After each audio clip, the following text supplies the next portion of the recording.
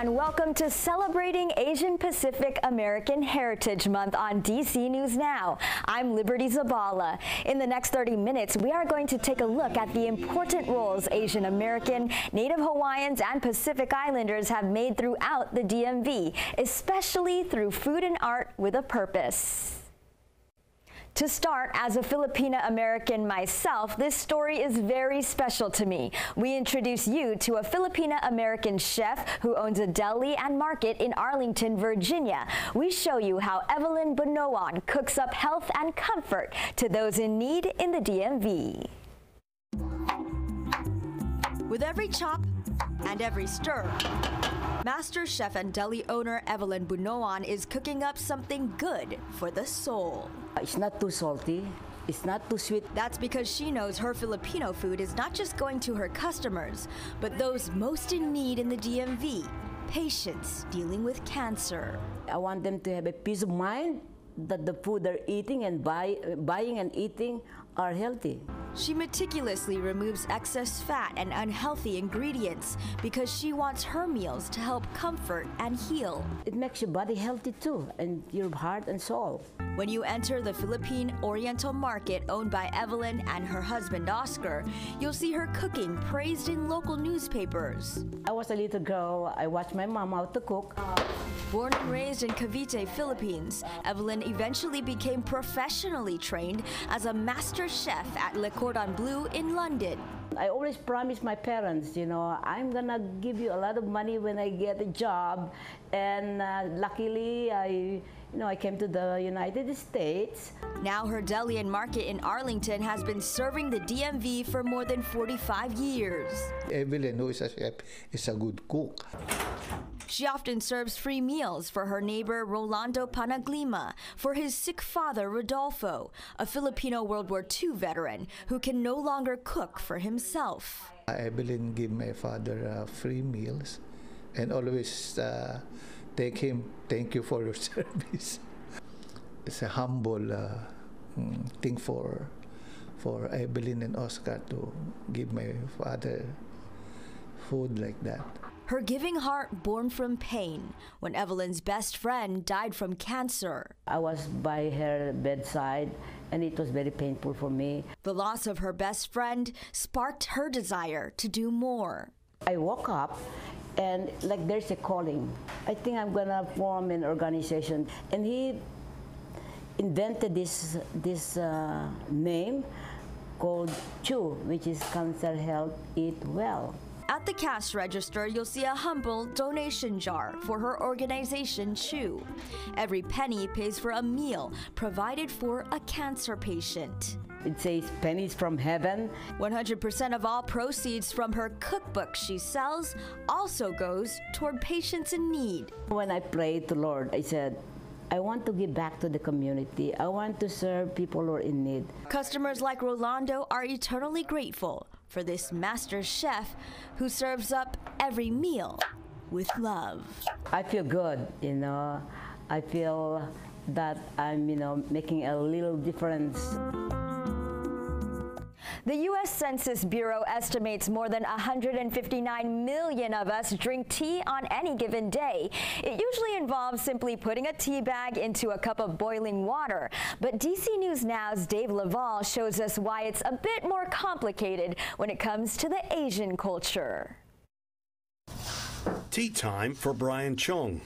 His way of making tea may seem like a lot of show. Chung performs the Japanese tea ceremony. It's something he studied since 2015 while a student at the University of Hawaii. I got drawn into it and loved it. When I saw it on TV, on the internet, I thought this is really boring. I don't like it.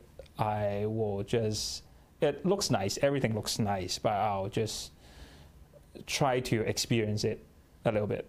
Chung hones his skill at the Chato Urasanke Tankoke Washington, D.C. Association. Chato translated means the way of tea. It became a really important part of my life. Students of all backgrounds have learned this ceremony since the early 1960s, when the school first opened in Rockville, Maryland, then moved to McLean, Virginia, before it settled into its current home in the district in 2012. I feel like home. It's not really above me. It's inside of me.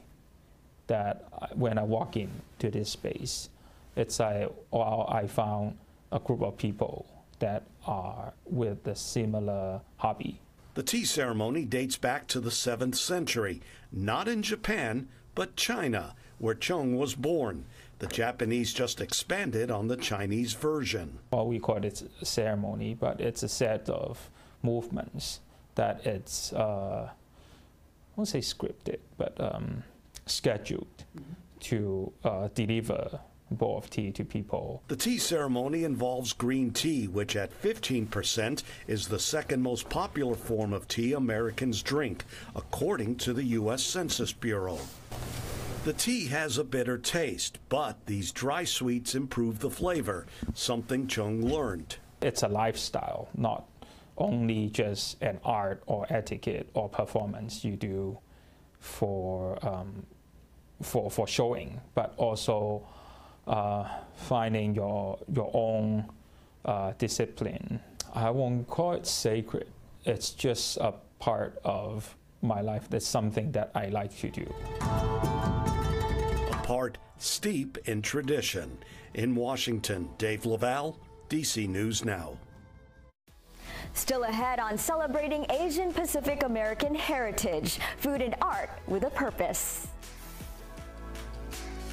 For this Ramadan, I wanted to give back to a community that I felt wasn't always kind of seen, and I wanted to let them know that I saw them and that they were part of my community and share my Ramadan with them. Why this Vienna teen is using Ramadan this year to make a difference in her community for those behind bars. Welcome back to celebrating Asian Pacific American Heritage Month, food and art with a purpose. In our next story, we meet an Indian and Pakistani American teenage girl who is making sure Muslim teens in the DC Juvenile Detention Center are not forgotten during the holiest month of the Islamic calendar. DC News Now's Kevon Dupree has the story. Baig says the idea to make the care packages came to her after her first Model UN conference, where she learned about mass incarceration. She says she couldn't help but think about boys and girls her age serving time behind bars. For me, Ramadan is a time about community and giving back, and so for this Ramadan, I wanted to give back to a community that I felt wasn't always kind of seen, and I wanted to let them know that I saw them and that they were part of my community and share my Ramadan with them.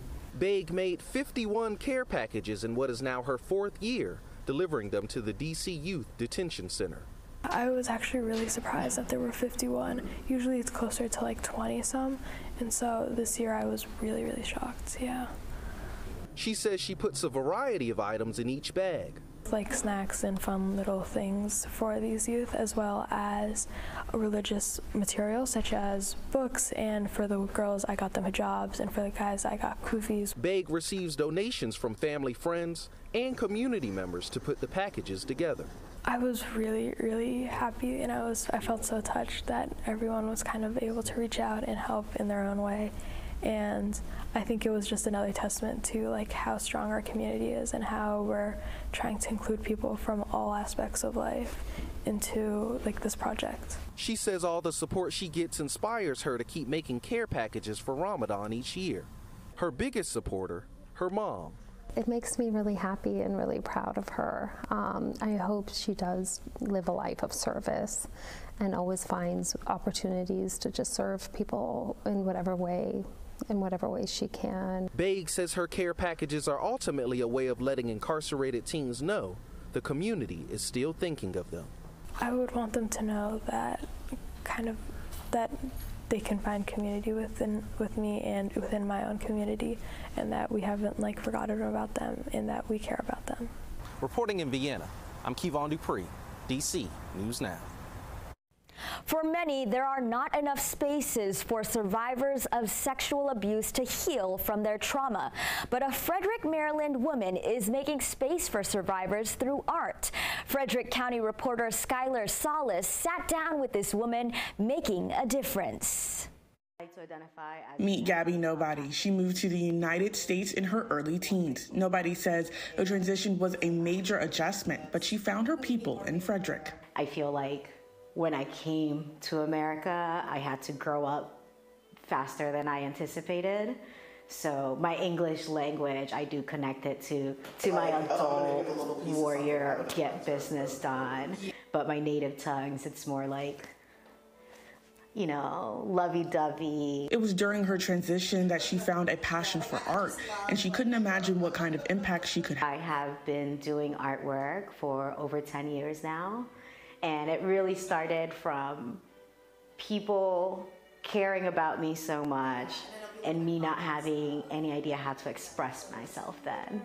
And in her passion for art would lead to a bigger purpose. I've been able to discover myself and my self-love towards myself through arts. And as I was discovering myself, I realized that one of my big missions is to normalize tough conversations around trauma, specifically for survivors of sexual abuse. I learned that I'm not the only one, and unfortunately it happens a lot more than we like to talk about. That's when Nobody created the Rise and Thrive experience. The workshop, in short, is a 4-hour workshop where we do group grounding, exercises. The project creates a space to heal from trauma like domestic violence and sexual abuse. We do family meals provided by my husband, Chris. We also do an intentional art project led by myself.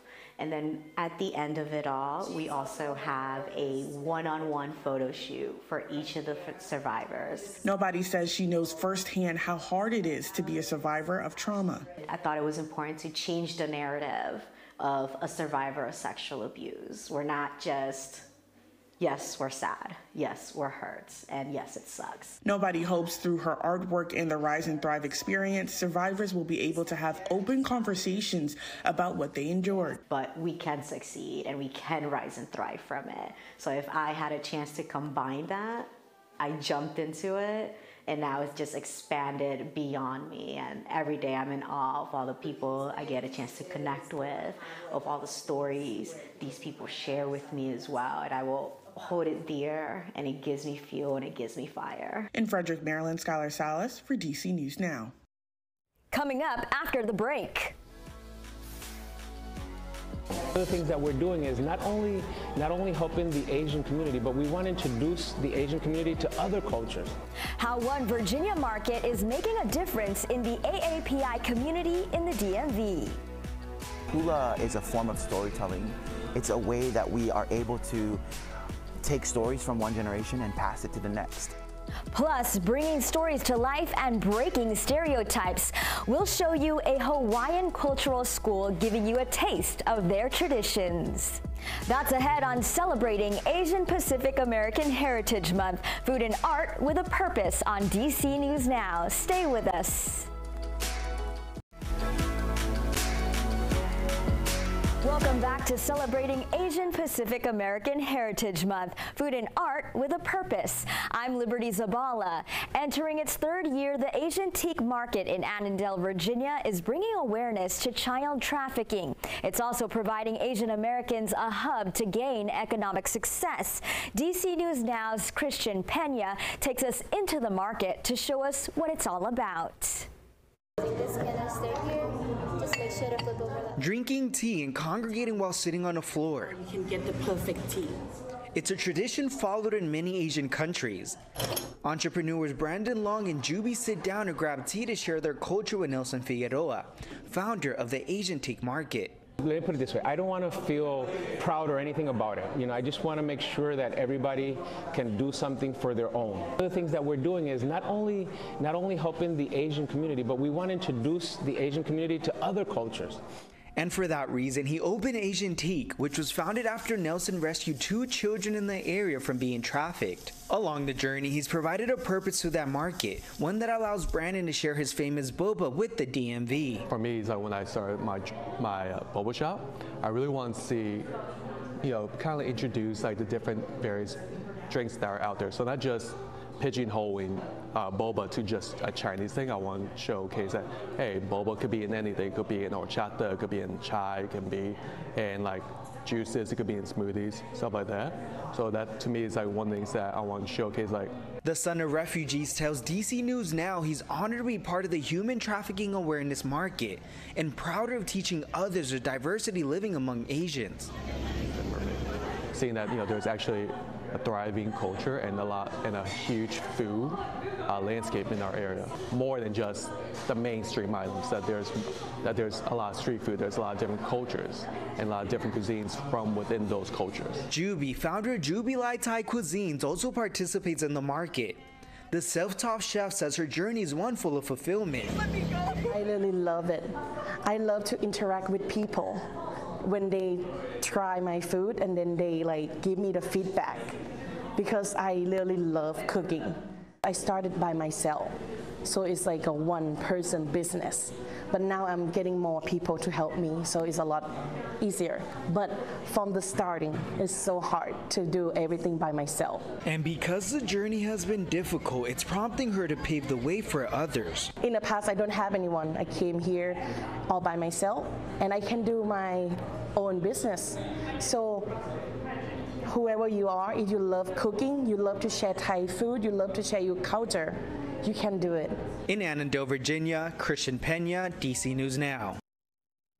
When you think of Hawaii, you may think of a tropical oasis, palm trees, flowers, and even the traditional hula dances. But it's so much more than that. And one Hawaiian school aims to bring Hawaii to Montgomery County. DC News Now's Yamari Sase sat down with the teachers there to learn how they're bridging the cultural gap and debunking myths.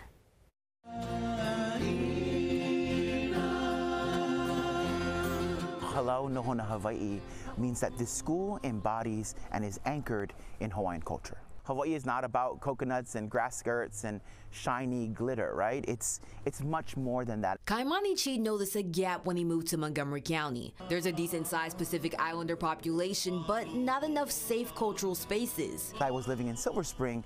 This would be a great time to create a school and open a school of my own where we could bring that sort of Maryland community together as well. So in 2014, he opened up Halau Nahona Hawaii, a school focused on hula dance and Hawaiian culture.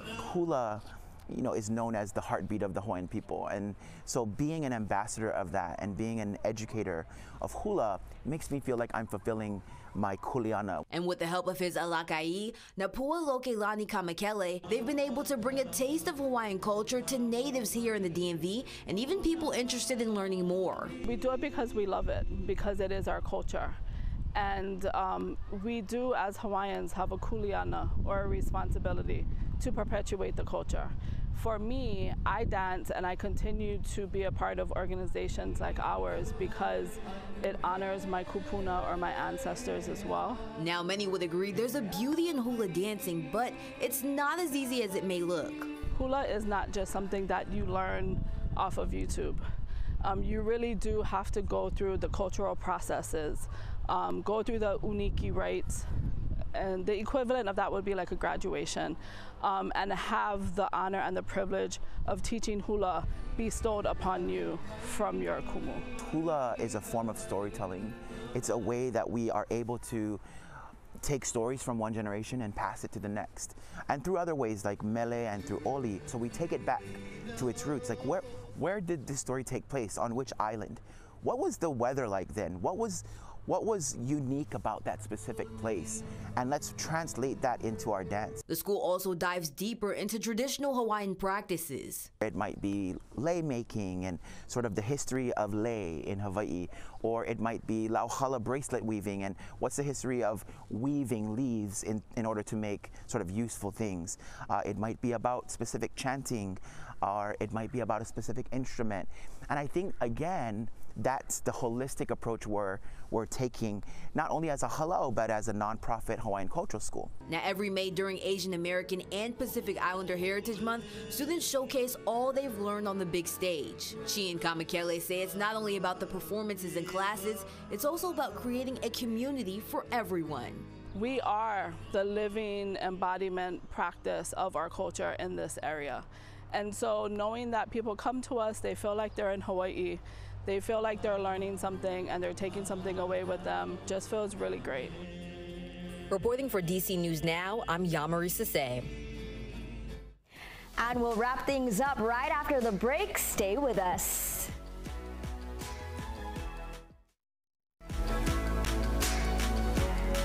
Before we go, we have one more story to share. We are highlighting one celebration of culture in Prince George's County. Take a look. We are so thrilled to have a beautiful turnout here at Harmony Hall Arts Center, where we celebrate the various cultures of the AAPI community. We look forward to celebrating this year and year throughout the community. I had lots of karaoke going on at the beginning of the show, and we also had some K-pop favorites playing as well. This is really important to be able to celebrate cultures. It's AAPI month, and we have a really diverse set of cultures up here in the DMV. So it was really special for us to be invited to be able to showcase some of our Chinese culture. Today we did some lion dancing, which is a traditional form of Chinese dancing. It was just really special to be able to share it with people, especially people who aren't necessarily from the culture. We get to share that with them and open their eyes to the experience. It's really fun to see people get all excited, come and touch the lion, be blessed with some good luck, and it's just fun to make people happy and make people smile. We demonstrated an indigenous dance by the Maori people of New Zealand. It's just an exercise warriors do before going into battle. Now choose for entertainment. It is exciting. My father's from Samoa, so I have Samoan heritage. And any opportunity we get to share the Polynesian cultural arts with anybody, it's always an exciting chance. Thank you for watching Celebrating Asian Pacific American Heritage Month, Food and Art with a Purpose on DC News Now. For more, you can head to our website at dcnewsnow.com and search AAPI. I'm Liberty Zabala. See you next time.